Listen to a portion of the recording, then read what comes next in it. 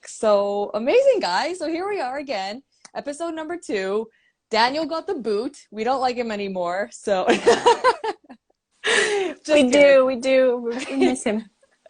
Yes, he couldn't make it today. So if anyone is joining from last time, usually we had Daniel here, but he can't make it today. So it's going to be us 3, and we are going to be discussing fad diets. So we already had one question about yerba mate. Yep. And yeah, so without further ado, let's get into our little warm-up icebreaker. Okay, it's going to be different every time. So today we're going to play Never Have I Ever. You guys know this game? Ooh, okay. Wow. All right. Yep. So make it as hot and spicy as you want. Okay, I hope there's no kids watching and whatever if there are. So I'll begin. Okay, so 5 fingers up. And then if you have done it, you have to put it down, and whoever has all 5 downs, they lose. Okay?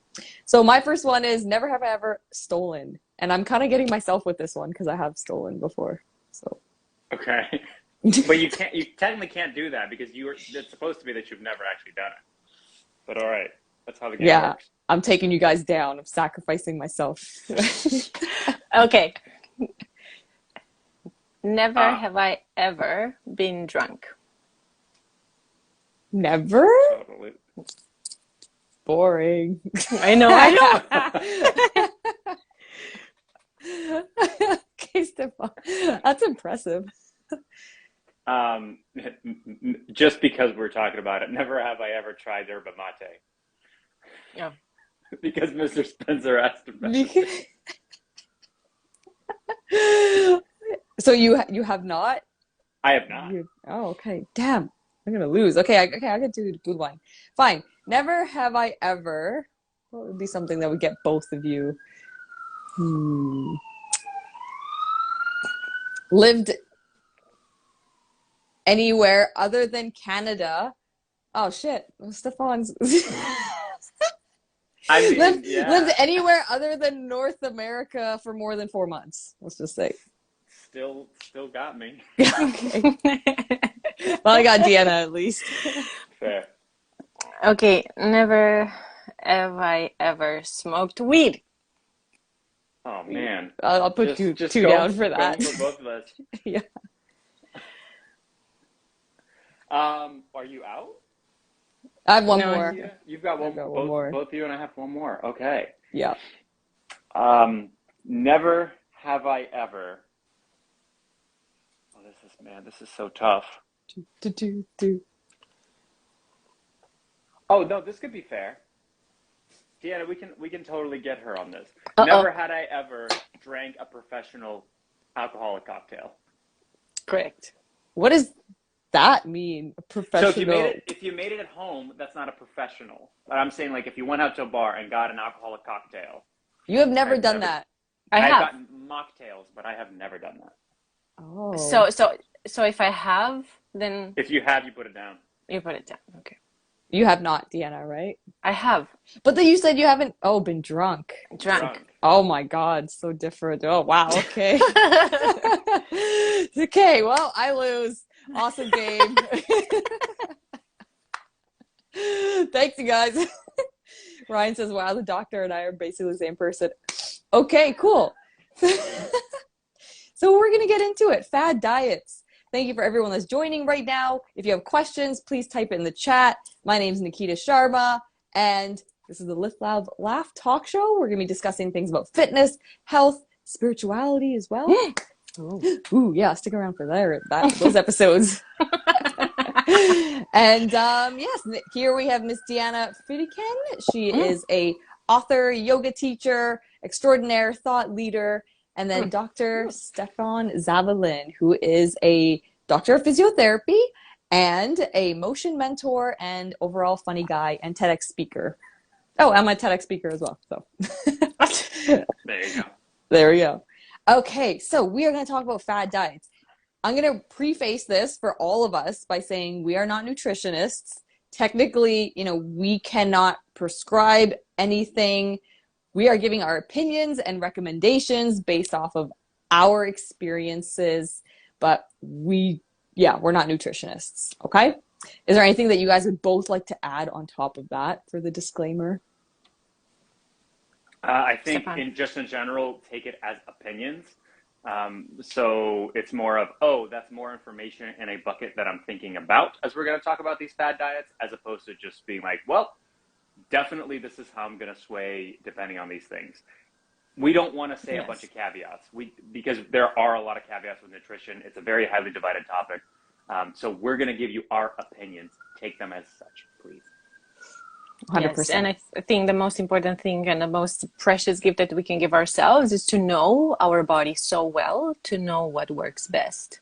So I think it's important to have the information to be able to, decide for yourself from a point of being very, very informed. But ultimately, it's you and your body and your decisions. And I think it's important to respect that. So you shouldn't allow anyone to tell you what diet you should be. You should always test it and figure it out how it feels for you and if it's the right one for you. Exactly. And Go ahead, sorry. Every body is different. So you need to different. treat it as such. Yeah. And when it comes to the title of this episode, first of all, I'm not a native speaker. So when I heard fad diets, my first thought was, fat diets? Who wants fat diet? Then I'm like, okay, Diana, wait, it's something else. Okay. And then the second thing that I wanted to say is that diet in itself, I think a lot of people associate with restriction or with not listening to your body when you do that, listening to something external that prescribes something. So maybe when you choose something for yourself, just think of the idea of lifestyle more, something that you can sustain other than diet. Because if you associate diet with restriction, this is not something that you'll be able to do long term for sure. Mm-hmm. And that's a point I wanted to bring up is the definition of diet and the way that we see diets. The way when I say diet for myself, that just means the food that I eat. It doesn't mean I'm restricting myself. It doesn't mean I'm doing this for 90 days and seeing the results. It's just literally dieta, like what I'm putting in my body. And I don't like sometimes there's so much sensitivity around the issue. Like I don't even know what to call it sometimes, but I'm like, yeah, this is just what I eat. So it should be a lifestyle. It shouldn't be something that you're just trying every once in a while. And in that way, once you find something that's happy with, that you like, that becomes your lifelong habit of eating. Yeah. So and if I'm not mistaken, the word diet comes from day, or something that you do daily. So diet can actually relate not only to food, but things that you do daily that is part of your daily routine. But again, I think in our culture, diet has another connotation, another understanding, and it relates to, being on a program, on something that is temporary, restrictive, and that someone else gave to you. Usually, I'm not generalizing, but just ask yourself what the word diet means to you. But think more of a sustainable lifestyle when you decide what you want to eat. And of course, depending on where you are in your life, on a different life stage, maybe a disease or maybe a condition in your body, you might need to restrict some things.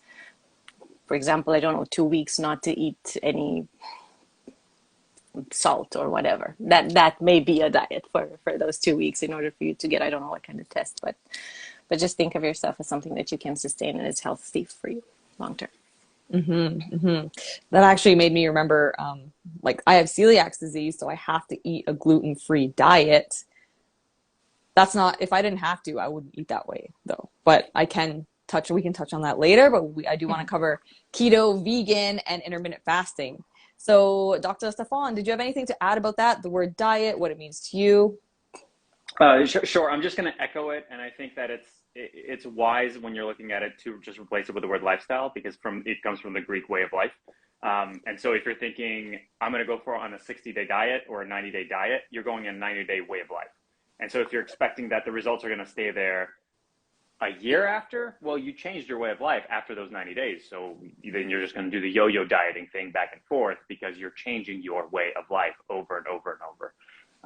And just, if you view it that way, it makes it kind of goes, oh, okay, that makes sense. And you pointing out with going gluten-free for celiacs, okay, that is a way of life around it. So I think we've all kind of said the same thing. What I will also add is for each one of these fad diets, I've made a drink. In this case, it is my love of coffee. And so I have made, right now, just because we're generally talking about way of life, I'm drinking water before it was turned into any kind of delicious caffeinated drink. But each coffee is specifically made for the diet and in the style of the diet that we're going to be talking about. So you have those to look forward to. Okay, Yes, that's okay. amazing. That's awesome. Yeah, bringing the creativity. I just brought myself to this podcast. Well, yeah, Stefan's stepping it up. I like it. Next week, yes, you'll see. You'll see. Yeah, I have to think about something. Yeah, apparently, since I'm an alcoholic and pothead compared to you two guys, I'll concoct something. Yeah, there you go.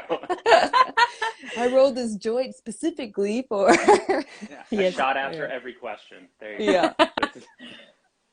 You know, since Deanna's never been drunk before, this could be a first time. It'd be amazing. Oh, addictive effect. Okay, so let's get into it. Ketosis. Ooh. Okay. Let's gather our thoughts. And so if those of you watching don't know what keto is, who am I kidding? Everyone knows what keto is. As based, well, I'll run through it again. It's where you eat low carb or next to no carb, less than 30 to 50 grams per day. And to give you an idea, one piece of toast is about 25 grams. So it'd be like a toast and a half. You can't have more than that in your carbohydrates. Now, there are carbohydrates in drinks and even in vegetables, technically. So it's very restrictive on the carbohydrate front. However, it gets to a certain point where you're only eating fat and protein, where your body starts to burn the fat stores. But it takes about, I can't remember exactly, maybe 10 or 2 weeks in order for your body to get into ketosis. And in that time, in that 2 weeks, you go through a lot of body stuff. Like you get brain fog. Your body is just kind of coming off of the being used to having carbs. So I've done it before. It was difficult and I didn't like it. Like I felt very sluggish. I felt slow. Never eaten so much bacon and cheese in my life. But at the end of the day, like if that's, that was part of the diet, I was like, okay, let's see how it goes. I didn't see anything in terms of didn't really notice anything in terms of increased muscle mass or weight loss. It just seemed like something that was quite, I had to think a lot about because I had to restrict myself on carbs so much. So I wasn't the biggest fan. I've seen it work for people. People usually do it to lose weight. I've seen it work for people trying to lose 20 plus pounds for a while. However, after they lose that, they get off the diet and they end up gaining it all back. So really, a diet, like we mentioned before, should be something that's a lifestyle and sustainable. And to me, that is not sustainable. So that's my opinion on keto. Stefan, would you like to go next? Sure. So this drink is it's a take on bulletproof coffee. Bulletproof coffee, for those that don't know, is basically coffee with a large amount of fat in it because you can't really put any sugary creamer into it. Basically what Nikita said. In this case, it is just a tablespoon of butter in the coffee, and that's just whisked all together. It's honestly, it may sound disgusting to some people. It's not bad. And the idea around putting it into coffee is it prolongs the caffeine release so that you're able to stay higher energy for longer as opposed to like the fast and then the crashes. Speaking of the high ups and then the crashes, keto also helps to avoid the sugar crashes because you're not taking in as much sugar. And if you're doing keto appropriately, which Nikita kind of said, okay, toast or a piece and a half of toast, right? You really should not be eating toast on a keto diet. The amount of carbs that you actually eat are those maybe vegetables that you eat. And I want to give them credit. It's not as if they say, nope, only eat exclusively like bacon and eggs, and that's it. That's all you're, and fish. That's all you're ever allowed to eat. So there is an amount for vegetables that's there. There's an amount for fiber that's there that you need to consume because for all of these diets, fiber is going to be very important. And so there are some positives. Unfortunately, yes, like Nikita said, it's going to be very hard to maintain that amount of fats with the current foods that we have. So if we're looking at bacon and cheeses, we're looking at highly processed foods that we end up having to eat. If we're looking at the social side of things, it's sometimes very hard. It's getting easier and easier, getting a lot of those keto chips and keto friendly things at restaurants, but it's so much harder to kind of sustain. So my take on the keto diet is it's really difficult to do it well and in a healthy fashion. But I'm not necessarily against it if you're having good results, your energy is high, you're not feeling like you're wasting. Mm-hmm. Yeah, love that. Love the point that you made about the carbs. It's true. Technically, you're not supposed to have any carbs. So, yeah. Mm-hmm. Deanna, do you have something to add? Yes, actually, where do I start? So to me, the keto diet and it's a diet in my opinion. I don't think keto can become a lifestyle. So if you want to lose weight fast, to me, keto has worked the best out of all. Because after those first 48 hours, when you start burning the fat, you can see in a week, you can see good results. However, what happens in a lot of people, because I read a lot about it, so and what happened to me as well, skin gets dry, you start having muscle cramps, and your pee becomes very acidic as well. So you have to drink lots and lots of water. So what Stefan said, and how you do keto is essential. So it's one thing to eat bacon. It's another thing to eat fish. It's one thing to eat, something very, very heavy, very processed, and something else to eat protein and clean protein and so on. And again, you have to be careful because you have to be very careful what amount of protein you eat. So it has to be 70% fat, 20% protein, and 10% carbs, if I'm not mistaken. So I think that was the recommendation. So I think there are side effects on this diet that might not be, very, very pleasant. However, I had some epileptic seizures a while ago, and what I noticed is that, and what I read is that there's some little piece of evidence that keto might be good for kids that struggle with epilepsy. And again, don't take this as a suggestion. Don't take this as as is. You need to do your research. You need to talk to your neurologist and so on if this is something that you're struggling with. But when I did keto and when I do keto, I am very present. So for me, I have no brain fog. I can focus very well. On the other hand, I can't sleep. Right. So I think it's very important for everyone to, if you, whatever you do, just try it out if your health allows. So if you're not putting yourself at risk, so a healthy body might try to do this, but you need to, test it on yourself and see where it brings you. However, even though I had great results with weight loss, I had great energy, whatever, I could not sustain it. So I could do it for at most 8 weeks. People can do it for longer, for months, and so on.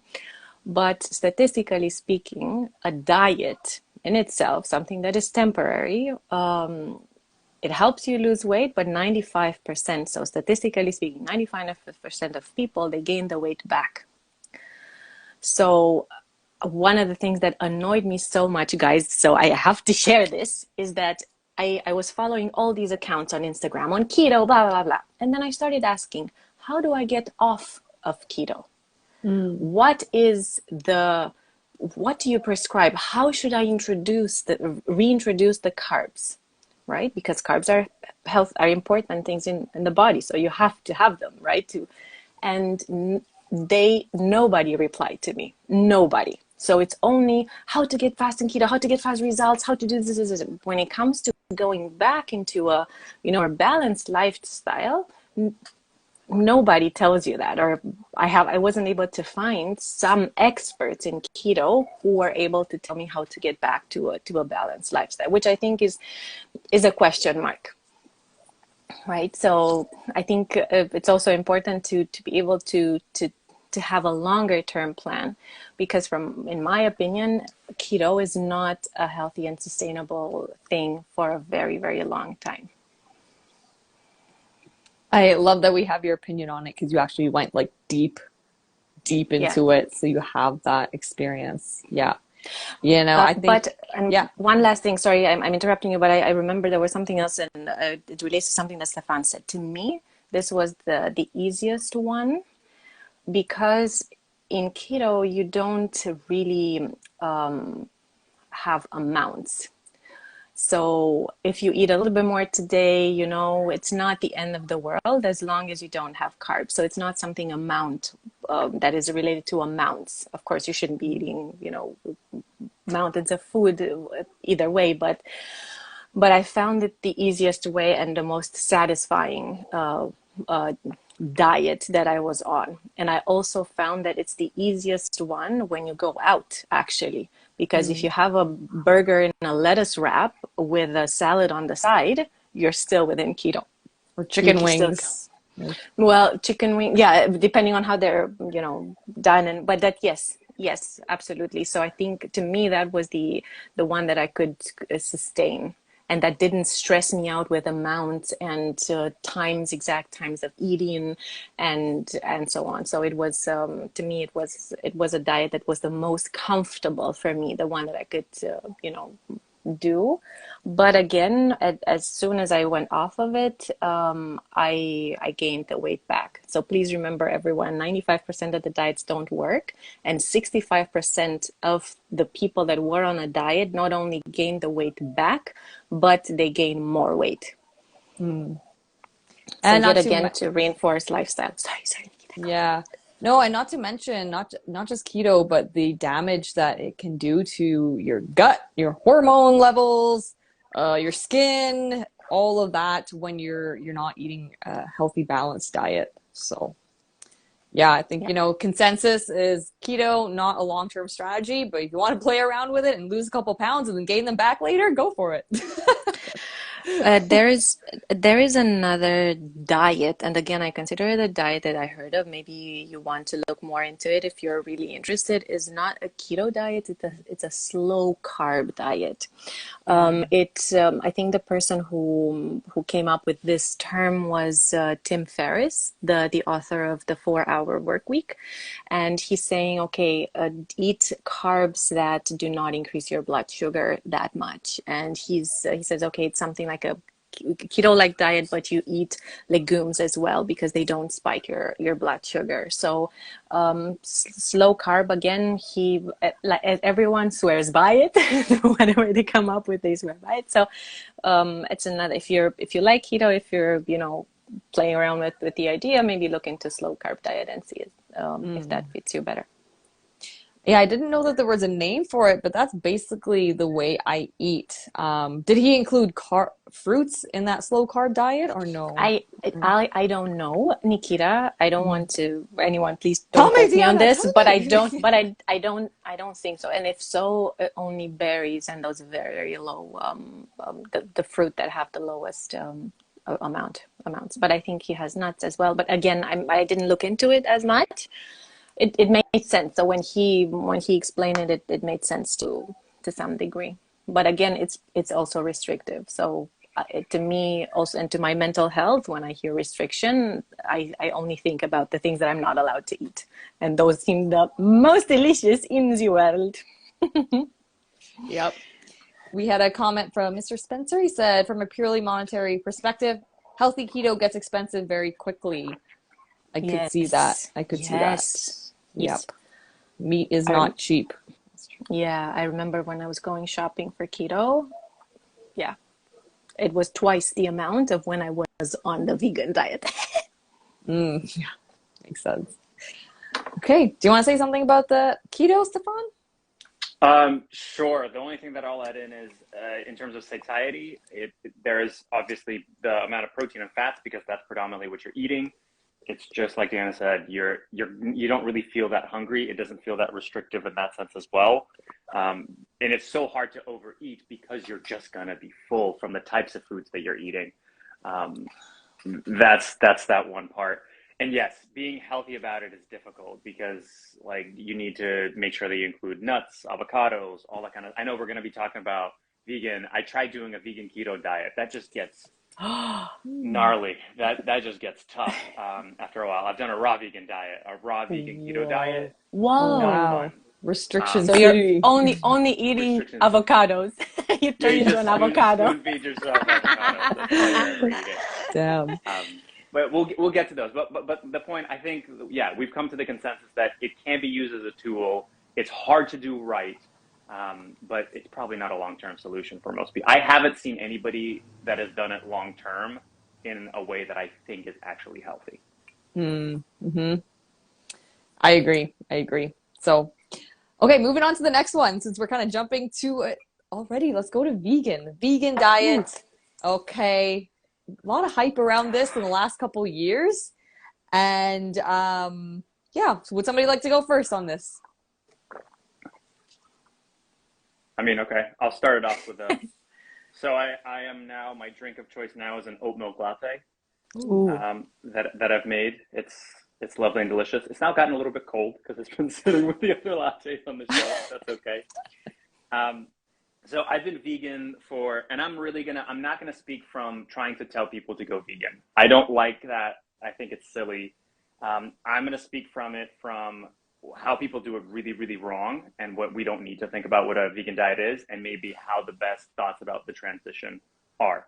So in general, a vegan diet, the reason that I like a vegan diet, besides the morality issues, is just the presence of Good point. fiber, the presence of micro nutrients. It's wonderful in that regard. Also, if you do it right, it is a cheap diet, because immediately when you say vegan diet, people go, oh, you have to buy all those meat replacements. No. I really don't like when people say, oh, a Beyond Burger is not actually healthier. It's never meant to be healthier because a burger is not healthy. It's a vegan alternative in the ethical standpoint of things. We're not, if you're not telling your clients to go out and eat a bunch of burgers, similarly on a vegan diet, you're not telling them to go eat a bunch of Beyond Burgers or Impossible Burgers. That's not the point. So whenever I tell people thinking about switching and the diet, and speaking of restrictions, is more of a plant-based diet. And this is what I also even told to patients when I was in the clinic, because at least for us, nutrition is within the scope of practice for physical therapists in this case, was think about it as a plant-based diet. Here's what I mean. Most of the time when we think of dishes and dinners and things like that, it's meat-based. We're thinking, I'm going to have chicken with broccoli. I'm going to have roast beef with potatoes. And all I said is flip the what you're basing it off of. Say, I'm going to have potatoes with a side of roast beef. I'm going to have broccoli and salad with a side of chicken, and flipping that idea of what are you basing it on? Because most of us already hate eating vegetables because they suck and they're awful and they're terrible, at least in taste. And that just means you probably don't know how to cook them. Because Yes. chicken by itself is Yeah. also bland and awful and terrible. And if you just spice it up with a little bit, all of a sudden you go, oh, chicken actually can taste pretty good. But that's usually my way of saying how to introduce people into it, and that just because something is vegan does not make it healthy. Oreos are vegan, doesn't make it healthy by any means. Oh my goodness. What type are they? So Because they have the cream in there Oreo are not helping? with the icing. it's not actual cream. It's basically just Oh, whipped of up sugar. course. Of course. Yes. Yeah, that's not actual cream. There's plenty of things out there. Okay, the best one, this my favorite thing that's actually vegan that blows my mind. I don't eat it, but bacon bits. Bacon bits that you see in supermarkets in the aisles are not even made of bacon. They're made of a bunch of stuff and they're vegan, which is hilarious. Wow. OMG. Which also tells you don't eat them. What the hell are they made out of at that point when it's those kind of ingredient lists? But yeah, when it comes down to veganism, I like it because proper vegan diets usually have a high amount of fiber, which is it's vitally important for our digestive system. The amount of micronutrients, if you're eating a variety, is really good. And it can be done very, very cheaply if you're not trying to buy all those alternatives. 100%. 100%. Love it. Love it. My take on the vegan diet is I tried it as well for a few weeks. I felt clean. It definitely reduced inflammation in my joints. My mind felt very clear. But I always ask anyone that wants to go on it is like, what is your goal? Because for somebody wanting to increase muscle mass, get stronger in the gym, again, it comes down to this like protein debate with the vegan diets. A vegan diet maybe is like not going to be the best thing. However, if you want it for some weight loss and just to feel really good and cleanse, like sure, give it a try. But for me, like the gains, I couldn't hit my protein requirements consistently. And I know people are like, oh, beans have protein in it, lentils and tofu. Yes, but then if I'm eating that much throughout the day, the fat content of those things and carb content is 50-50, quite high. So then at the end of the day, like I'm gaining more just to hit my protein requirements rather than eating a white fish or chicken, which is low in calories but high in protein. So that is why like I didn't choose to stay on it, but I do love the, the environmental benefits and not killing animals. Like I don't like that. I feel like a phony because I know there's documentaries on Netflix where they show how food is processed and I can't even watch that. I'd rather stay blissfully unaware. But I feel like one day I'm gonna have to be confronted with that, but that is not today. So I commend vegans for being able to stick to that. So yeah. Yep. I have a joke about vegans. It's a little inappropriate, but it's fine. Well, it's your talk show, Nikita. Go ahead, that's true. If you That's decide true. it's okay. This is the vibe. Okay. So like I compare vegan food because vegan food can be made delicious. A lot of people think it's just like salads or whatever, pretty boring. But I have this like joke where, when you have a steak, when you cook a steak really well, it's like medium rare, crispy, whatever, delicious. You don't need much on that steak, just salt and pepper, a little bit of garlic, and then you have it and it's like so delicious, one of the best things ever. Or like bacon, it's just so delicious on its own. But then vegan food, you need to like dress it up. You need like so many different varieties. You need chickpeas, you need cilantros, you need dill, you need like Brussels sprouts just to make it that same delicious taste as that meat. So in a way, vegan food is like an ugly chick. It needs a lot to make it up. And just to make it to the same hotness level as like that meat, but that meat, she is fine on her own. Like she does not need makeup. She's a 10 already. But vegan food, like it needs a good personality, basically. Yes. Oh, wow. So, Ryan, I approve of this joke. Yeah, there's my take. Miss Deanna, what would you like to say about veganism? So the time when I am on a vegan diet, so vegan basically means no animal products, right? So no dairy, no eggs, no, some people don't eat honey either, and no meat, of course, is when I am in a Lent period. So I grew up as a Christian Orthodox. And in our religion, before Christmas especially, and Easter, there's 7 weeks of fasting or Lent, which means that during this time you don't eat animal products. And I think when you grow up, so as a kid, when you need nutrients and stuff like that, it might not be the best option. Again, depending on your body type, depending on how, on you and on your body. But I think for most of us, it's not ideal. I don't think it was for me.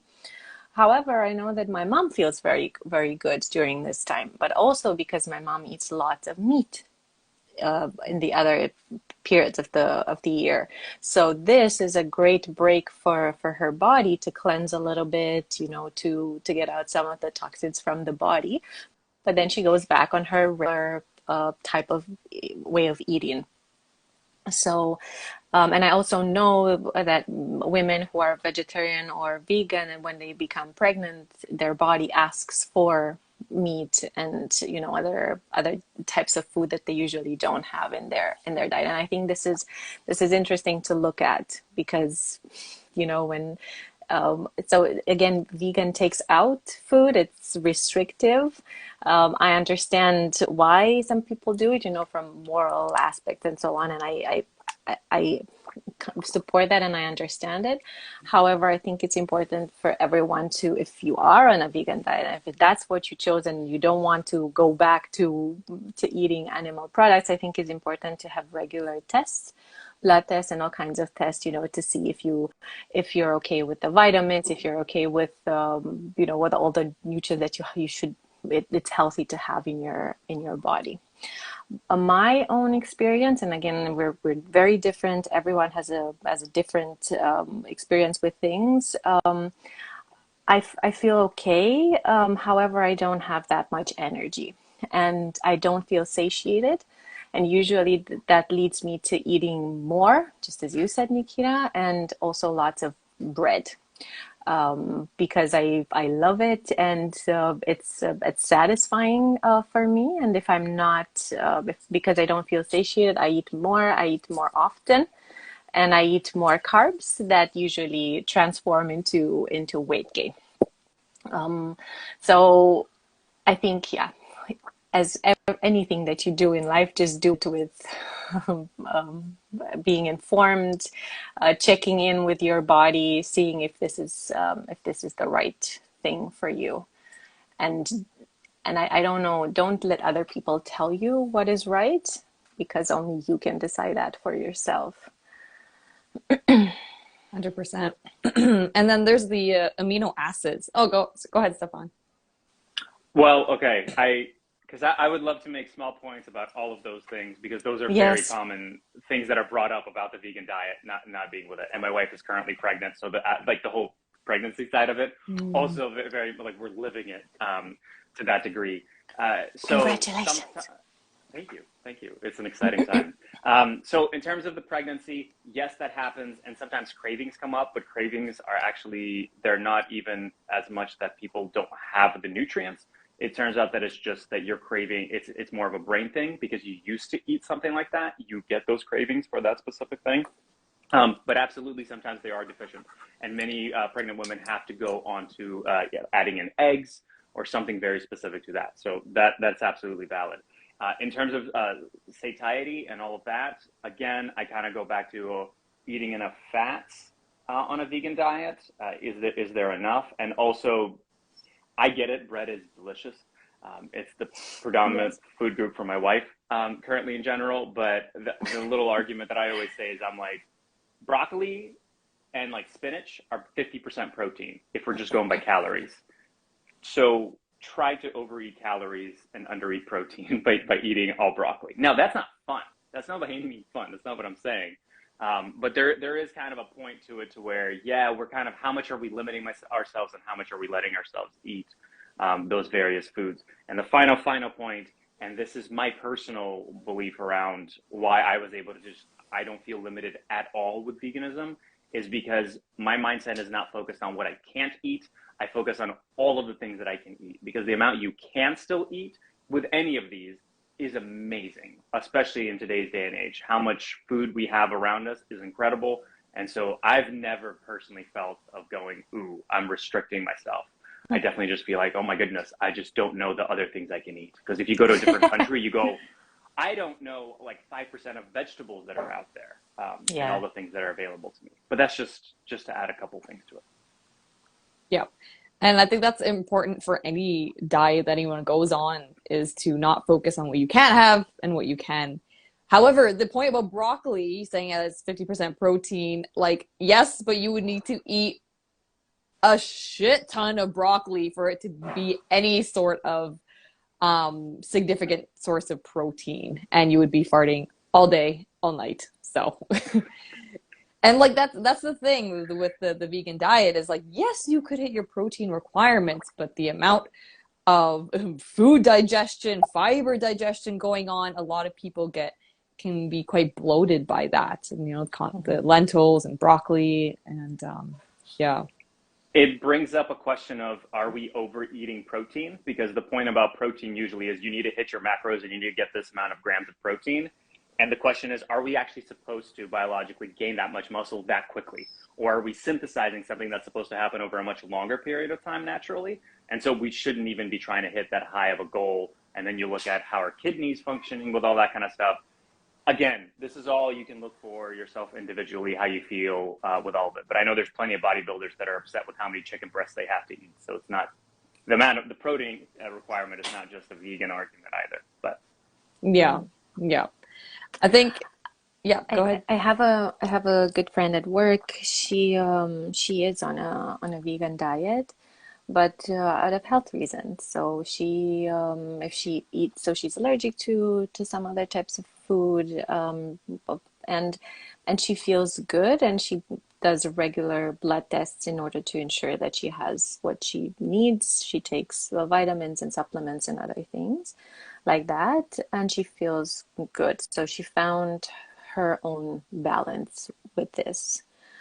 So just do it smartly, whatever you choose to do, but don't try to force something on your body just because someone else is doing it and you find it, oh, this sounds like a good idea, or because it worked for someone else in your life, or because I don't know which influencer tells you what is good for you. I don't think those are reasons to go on something, to try it out. Absolutely try out stuff, as long as you're, you don't compromise your health, you don't put yourself at risk.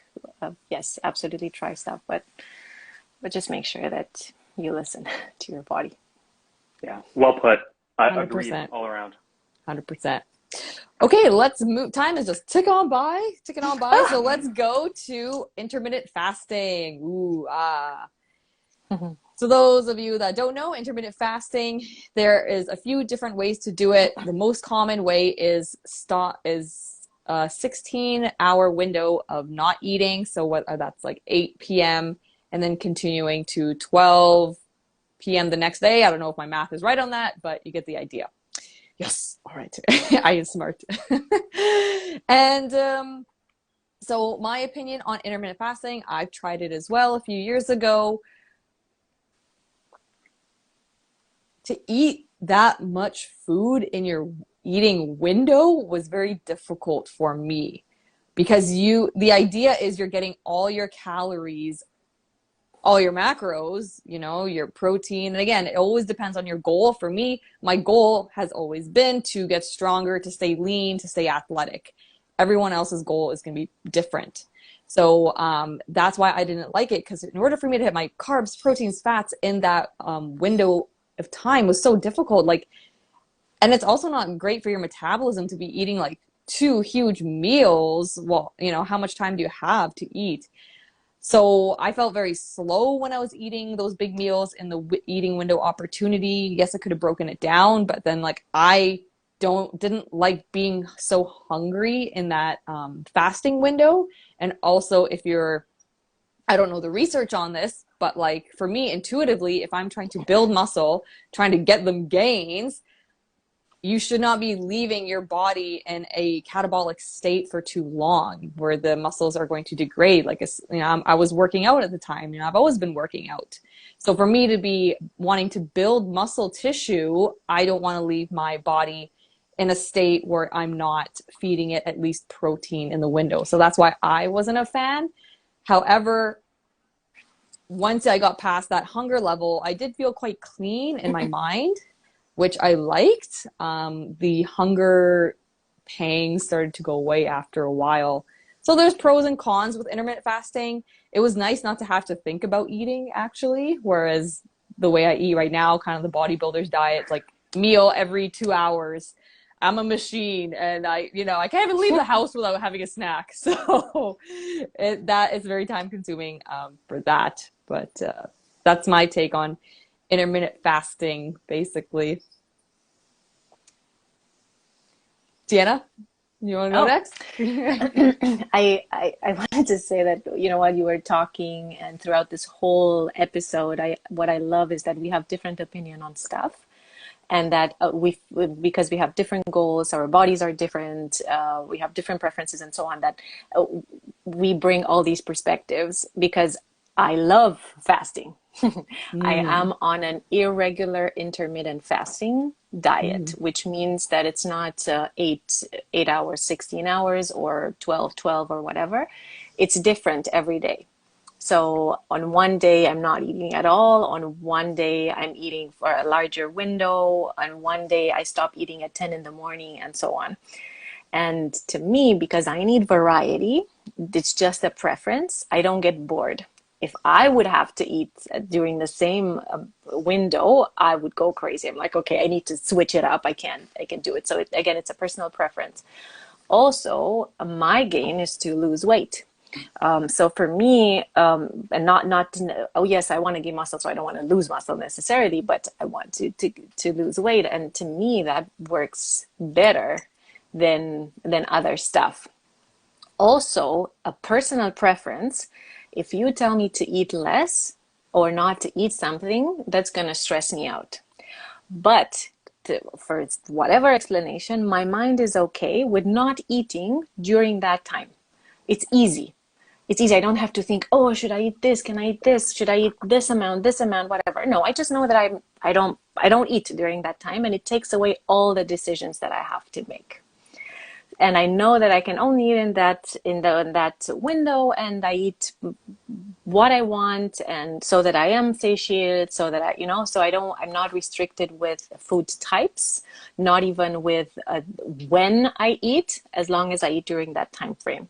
And then I switch and I say, okay, during this time I'm not eating, I'm not even thinking about it, and it's very relieving for my mind because I don't have to make those decisions. And I can tell you that out of all the things that I've tried, and believe me, there is no diet in this world that I have not tried since I was 13. This one for me is the most sustainable. So this irregular intermittent fasting is the most sustainable, is the one that I feel good in, and that stresses me the least. On the contrary, it actually doesn't stress me. I feel good with it. It relieves me of a lot of decision making.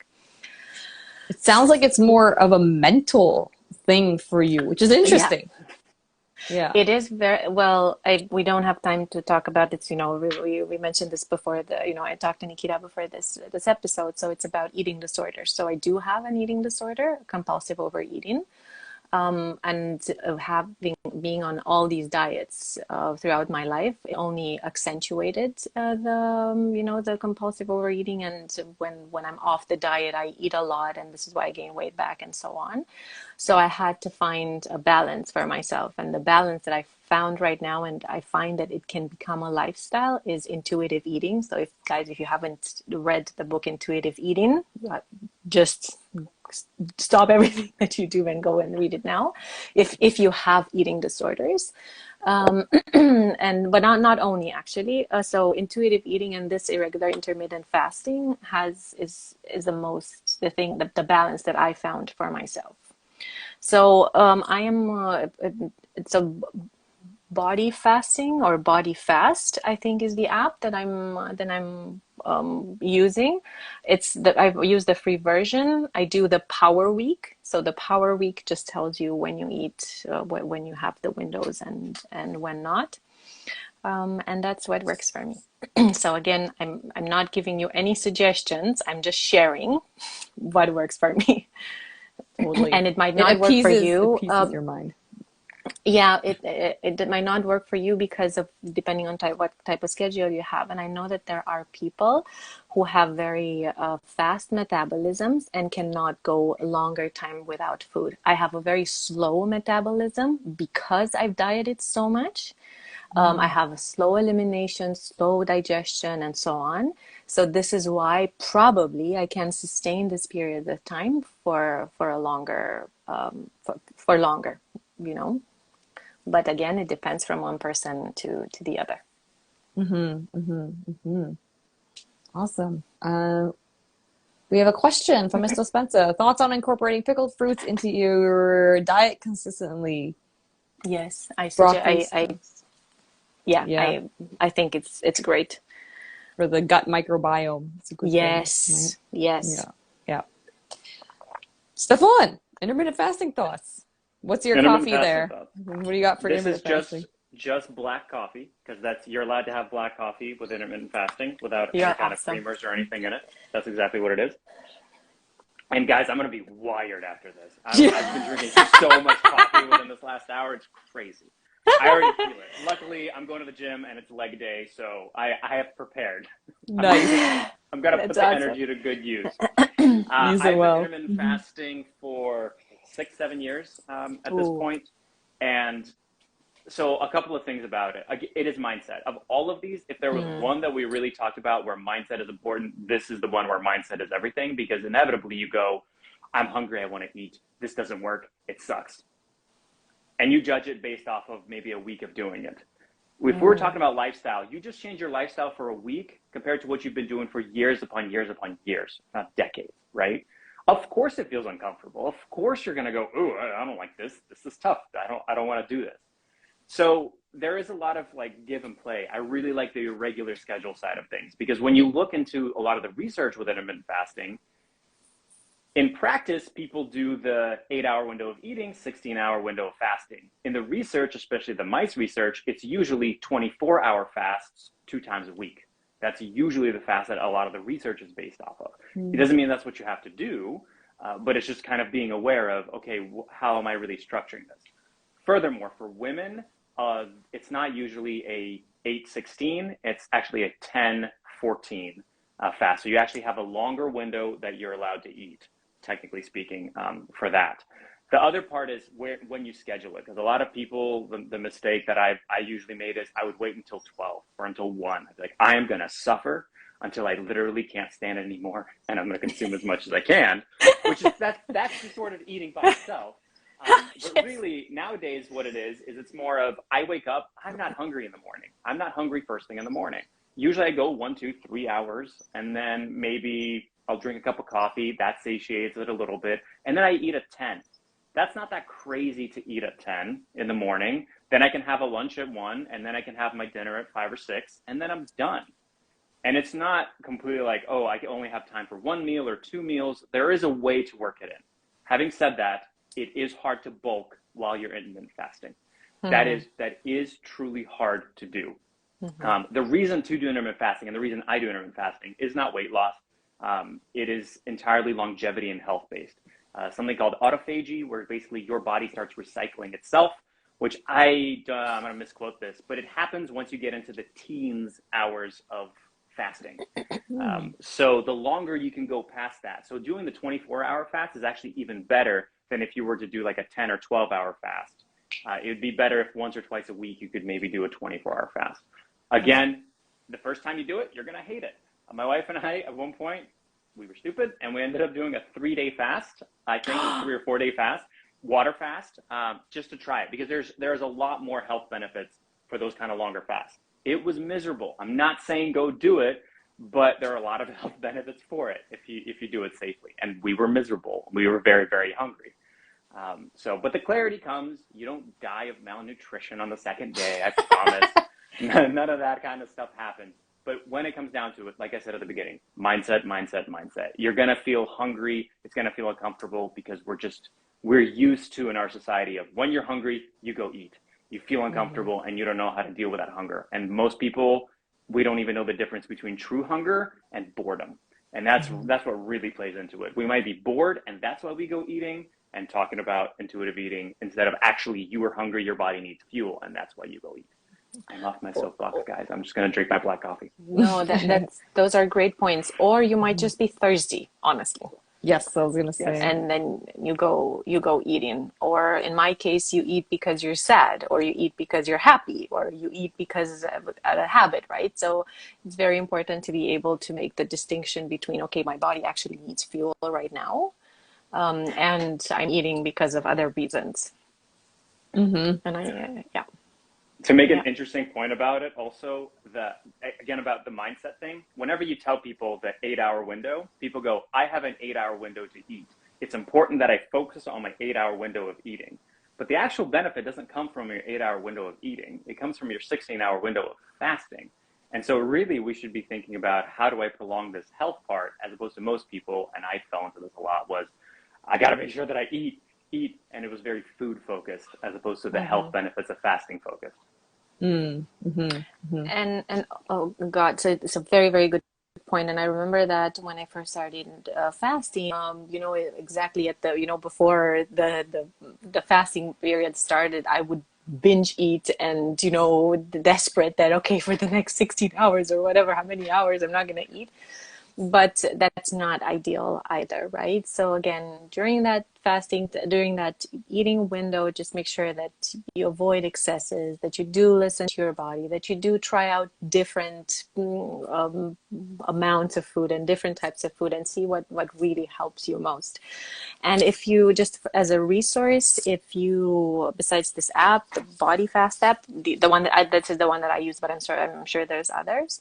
I know that Dave Asprey wrote a book on fasting. So if you want to start fasting and to do it right, and to find out some hacks of how to make it easier, then maybe you can just, go with it if you're the type to read. I am. So give me to read so that I feel informed, and this is how I work. Otherwise just try it out and see how it works for you. Mm-hmm. The nice thing I like about fasting is it's a big mental game, right? That overcoming that hunger, that anxiety, that like, oh, I want to eat all the time. And like we said about just eating because you're bored, there's like a Korean saying, it says, my stomach is full, but my mouth is lonely. So I love it. Oh God, this is brilliant. Right? Story of my life. Yeah. So it's during that fast, you become aware of like when you want to just go reach for that food. But to talk about restricting yourself from eating, like I don't have junk food in my house, because I know if it's there, it's game over. I'm going to demolish that in like the same day. And it's all about learning about yourself. So because I know that, I'm just not going to buy it. I'm not going to have it in the house. Does that mean I don't go enjoy those foods every once in a while? Heck yeah, I do. Sure, when I'm out. But I have that understanding. So again, it's about knowing yourself, what works for you. And I think we did have a question from Mr. Spencer. Sorry about the siren. Can we add meditative practice to our diets? Yeah, as we mentioned, diet is something that is part of your everyday life. So that is important. It looks like we have 1:55 remaining. I just wanted to say something about food and about meditation. As I said, I struggle with overeating. It's something that I have to deal with every day, and so on. It's getting better in time. I went on a Vipassana retreat, which is a silent retreat, and you meditate for 10 hours a day. And they give you food there. My first day, because I was very stressed around, oh my God, I don't have access to food. I can only eat what they give me, and so on. I remember that on the first day, I ate, 4 pieces of toast. I was desperate that, and I took some food with me, some apples, and I stacked in my, like a little Survival animal, mode. desperate. Yeah. Yes, exactly. And then after meditating, after connecting with the sensations in my body, because that's what Vipassana is about, on the last day, I only ate 1 piece of toast. And that was more than enough. So when I got to connect with my body and to listen to the sensations and to the signals that I'm full, I only had to eat 1/4 basically of what I ate in the first day in that survival. That's okay, from a feeling of lack and that I won't have access to food and so on. So meditation is actually very recommended in this case, because it will connect you body's needs and signals, and it will help you and identify what is actually good for you in your I think that's body. huge. That's what I think. Yeah. Yeah, that is huge. We have 14 seconds left. So you guys, thank you so much. And we'll be here next week. I'll post this on YouTube. Thank you everyone that joined, and hope you learned something and find what works for you, basically. Bye.